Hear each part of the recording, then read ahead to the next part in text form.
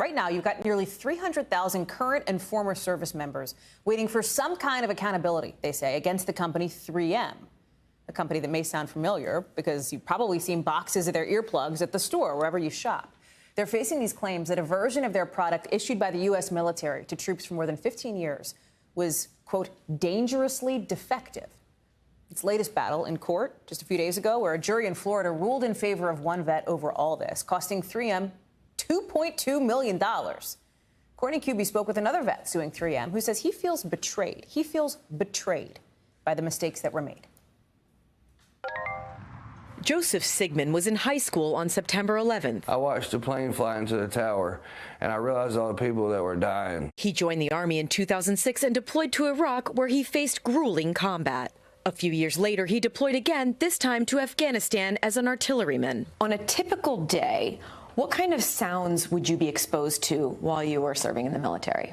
Incoming mortars, small arms fire, cannon fire. But even our generators were so loud that you had to wear the earplugs, or if we were standing beside it, you would not hear me and I could not hear you. The U.S. military issued Joseph 3M's version 2 combat arms earplugs, or KV2, a dual-ended device designed to allow troops to hear directional sounds while also providing hearing protection.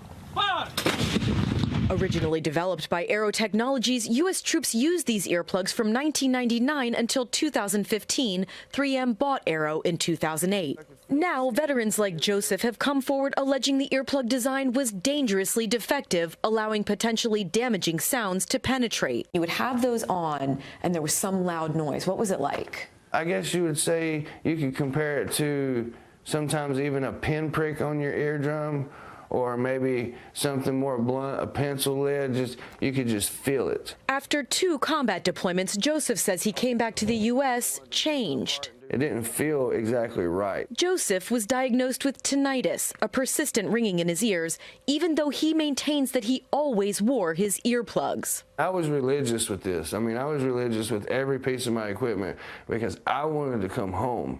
I wanted to see my family again. The types of noise that the military exposes their soldiers to are not your normal type of noise. Dr. Fenya Matson, who is not part of the 3M litigation, treats veterans suffering from hearing ailments, which she says are often caused by repeated exposure to loud noises and have varying symptoms that make them very difficult to diagnose. So many different aspects to it. It's hard to pinpoint when and how that happens. Joseph is one of about 290,000 former and current service members suing 3M for hearing problems that they claim resulted from their KV2 earplugs, making it one of the biggest multi-district litigations in U.S. history. Since 2021, 12 service members have won cases against 3M stemming from this earplug litigation, with juries awarding plaintiffs more than $220 million in damages. Juries have sided with 3M in 6 cases. The amount of suffering caused by these earplugs is really off the charts. The lawsuits began after a 2018 settlement between the Justice Department and 3M, in which the government alleged the earplugs were defective and that 3M failed to disclose a design flaw that made the earplugs too short to fit all users properly. In 2018, 3M paid $9.1 million to resolve the claims, but did not admit any wrongdoing. 3M maintains the U.S. military dictated the design, so 3M is protected from liabilities by the government contractor defense. It is 3M and Aero's contention at this point that they are entitled to the government contractor defense because they were given specifications of a product. They gave that product to the military, and they told the military, if there was an issue, what is it and how do you resolve it? According to 3M lawyer Eric Rucker, the military purchased approximately 4 million KV2 earplugs that are effective with proper training. And it's 3M's position now that this product works. A Pentagon spokesperson declined to discuss the earplugs, citing ongoing litigation. With one more trial scheduled to begin Monday in Florida and another 1,000 in the pipeline, the plaintiffs' lawyers say they aim to hold 3M accountable. What exactly would justice look like for those people who are suing 3M? I think the right thing at this point is for 3M to do the right thing by combat veterans. to talk about a compensation program that'll take care of them and their needs. As for Joseph, who recently got a hearing aid, he says a sense of betrayal still lingers. Our uniforms were fully functional. Our gloves were fully functional. Our iPro was fully functional. Somewhere along the way, something happened. Somebody dropped the ball on that.